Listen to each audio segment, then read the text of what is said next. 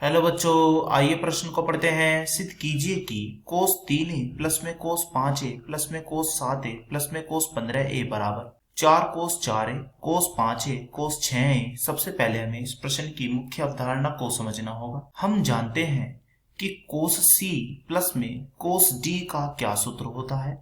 इसका सूत्र होता है हमारे पास 2 कोस c प्लस d बटे 2।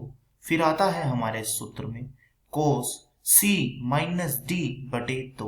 हम क्या करते हैं, इस प्रश्न में यह सूत्र का पालन करते हुए अपने प्रश्न को हल करेंगे। हम क्या करेंगे, यहाँ पर पहले हम यह सूत्र लगाएंगे यहाँ इन दो पदों में, फिर लगाएंगे हम यह सूत्र इन दो पदों में और अपने प्रश्न को हल करने की ओर चलते हैं। हम क्या करते हैं, अपने प्रश्न का बायां पक्ष ले लेते हैं। तो लिखते हैं बायां पक्ष लेने पर, तो हमारे प्रश्न का बायां पक्ष है यहाँ पर कोस 3a प्लस में कोस 5a और फिर प्लस में कोस 7a और प्लस में कोस 15a। तो जैसे कि मैंने अपनी मुख्य अवधारणा में बताया था कि हम क्या करेंगे, यहाँ पर पहले यह सूत्र यहाँ पर पहले दो पदों में लगा देते हैं। तो बताइए क्या आएगा। तो इस सूत्र के अनुसार यहाँ पर आएगा पहले 2, फिर आएगा यह कोस। c के स्थान पर कितना है, यह है हमारा 3a और d के स्थान पर है हमारा यहाँ पर 5a। तो क्या हो जाएगा इस सूत्र के अनुसार c प्लस डी बटे 2, यानी कि 3a फिर प्लस में 5a और बटे में कितना 2। फिर क्या आएगा इस सूत्र के अनुसार, यहाँ पर कोस आएगा इसकी गुना में c माइनस डी, यानी कि 3a माइनस में यह 5a और बटे में कितना 2। और आगे बढ़ते हैं, फिर है हमारे पास यहाँ पर प्लस। अब हम यह सूत्र लगाएंगे इन दो पदों में, तो लगा दीजिए। c के स्थान पर है हमारा यहाँ पर 7a, d के स्थान पर है यह 15a। तो इस सूत्र के अनुसार क्या आएगा, पहले है 2, फिर आएगा यह कोस c प्लस डी, यानी कि लिखेंगे हम यहाँ पर 7a, फिर प्लस में कितना 15a बटे 2। अब इसकी गुणा में क्या है, इसकी गुणा में है हमारे पास फिर से यह कोस c माइनस डी, यानी कि 7a माइनस में d यानी कि 15a और बटे कितना, बटे में हमारे यह 2। अब हम बढ़ते हैं आगे। तो हम देख रहे हैं कि जब कभी भी हमारे सूत्र में कोस माइनस थीटा आ जाए तो कोस माइनस थीटा को हम क्या लिख सकते हैं, इसे हम लिख सकते हैं कोस थीटा। यह ऋणात्मक कोण बाहर प्लस में बन जाता है, कोस अगर साथ हो तो यह सूत्र भी हम यहाँ पर लगा देते हैं। तो आगे बढ़िए, यहाँ से बताइए क्या आएगा।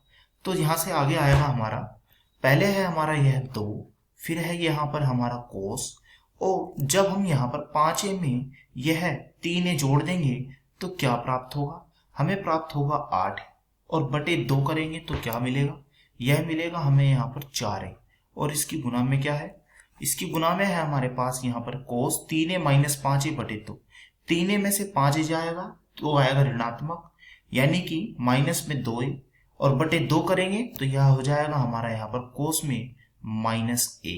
अब हम बढ़ते हैं आगे, फिर है हमारा यह प्लस और फिर क्या आएगा, फिर आएगा हमारा 2 कोस, तो लिख लेते हैं इसे 2 कोस और 7a प्लस में है फिर हमारा यह 15a, तो जोड़ दीजिए। तो जोड़ने पर आएगा यह 22a और बटे में कितना है, बटे में है यह 2। और फिर है हमारा कोस 7a माइनस 15a।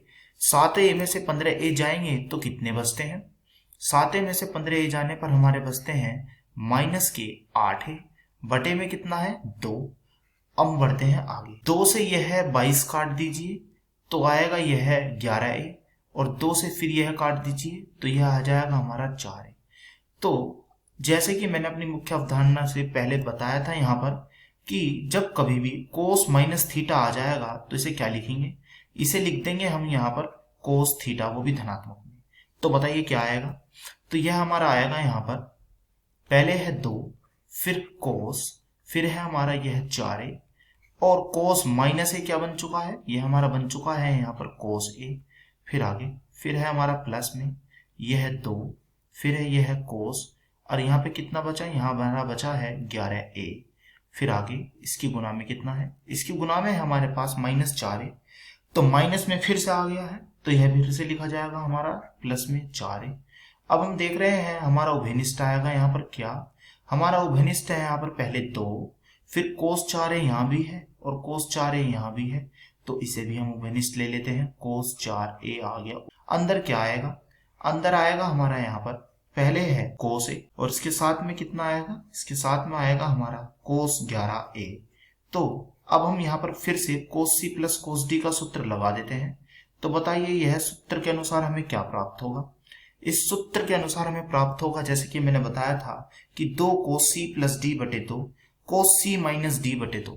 तो यह सूत्र यहाँ पर लगा दीजिए। तो 2 फिर है हमारा यह कोस 4a और अंदर आएगा यह है हमारा 2 कोस a जमा 11a और बटे में कितना, बटे में आएगा यह 2। अब हम बढ़ते हैं आगे, साथ में आता है फिर कोस, फिर लिखेंगे a माइनस में 11a और बटे कितना 2। यह कोष्टक हो गया बंद। अब हमें क्या मिलेगा, 2 कोस फिर कितना है, यह है 4a और अंदर क्या आएगा 11 और 1a और है, तो यह हो जाएगा हमारा 12a। 12a और 2 से भाग, तो यह हो जाएगा हमारा यहाँ पर 6a। तो इसे लिखेंगे हम कोस 6a और इसकी गुणा में कितना है, इसकी गुणा में है हमारे कोस 1a में से 11a जाएंगे तो बचेंगे कितने, माइनस के 10a और माइनस के 10a बटे 2 यानी कि माइनस के 5a हो जाएगा। कोष्टक कर देते हैं बंद। फिर से वही करेंगे, कोस के अंदर माइनस है तो कोस माइनस थीटा होता है कोस थीटा, तो इसे ऐसे ही लिख देंगे यानी कि प्लस में हो जाएगा कोस थीटा। तो यह वाला 2 और यह वाला 2 की गुणा कर देते हैं, 2 दुना हो जाएंगे 4, तो यह हो गया हमारा 4। फिर है हमारे पास कोस 4a, फिर क्या है, फिर है हमारे पास यह कोस 6a, तो लिख लेते हैं इसे भी कोस 6a और यह हो चुका धनात्मक कोस माइनस 5a को लिखेंगे हम कोस 5a। अब हम इन्हें क्या करते हैं, ऐसे भी लिख सकते हैं हम इसे क्या कि पहले है 4 फिर लिखेंगे कोस 4a फिर इसकी गुना में लिखेंगे हम यह कोस 5a और फिर इसकी गुना में लिखेंगे हम यह कोस 6a। तो हमने देखा यह हमारा क्या बन चुका है, यह बन चुका है हमारा यहाँ पर दायां पक्ष। तो हमने यहाँ पर दायां पक्ष बराबर बायां पक्ष सिद्ध कर दिया है। आशा करता हूँ यह प्रश्न आपको समझ में आया होगा। धन्यवाद।